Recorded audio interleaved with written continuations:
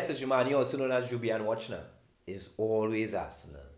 Now, officially, we are in our poorest form for the season. And we got a reality check when we faced Manchester City and lost 3-1 and also lost the top position in the English Premier League. Now, we started with Ramsdale in goal, Tomiyasu playing right back, Zinchenko left back, Gabriel and Saliba in centre back position, with Xhaka playing in midfield with Jorginho, and Odegaard, Martinelli, Saka, and Nketiah ahead of them. Now, from the moment I saw that Ben White was replaced by Tomiyasu in his starting lineup, I was like, that is not a good decision. Because if it was about defensive play and Tomiyasu's ability to recover well, yes, that's a good call. But Ben White is a big defender. Ben White is primarily a defender, playing at a right back position and doing so very well. And in addition to that, the blunder that Tomiyasu made, which would have costed us uh, to go down courtesy De Bruyne, Tomiyasu made a bad pass where he could have simply played it outside for a throw or up in the stands, but he didn't, and he made a blunder, which cost us.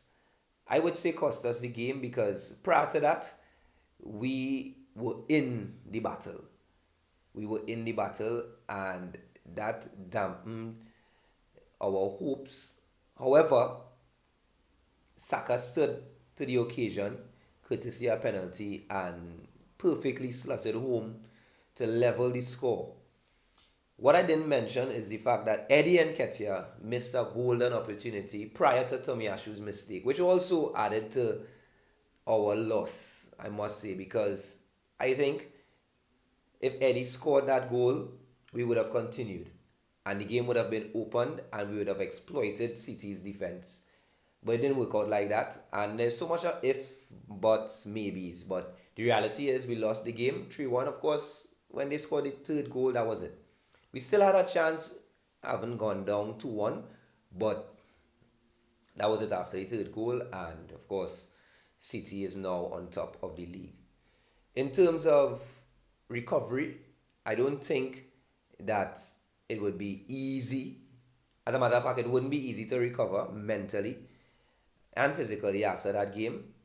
But the good thing is we have a nice run of fixtures coming up, which worked in our favor at the beginning of the season. So I think we need to bounce back and probably give a few players some rest.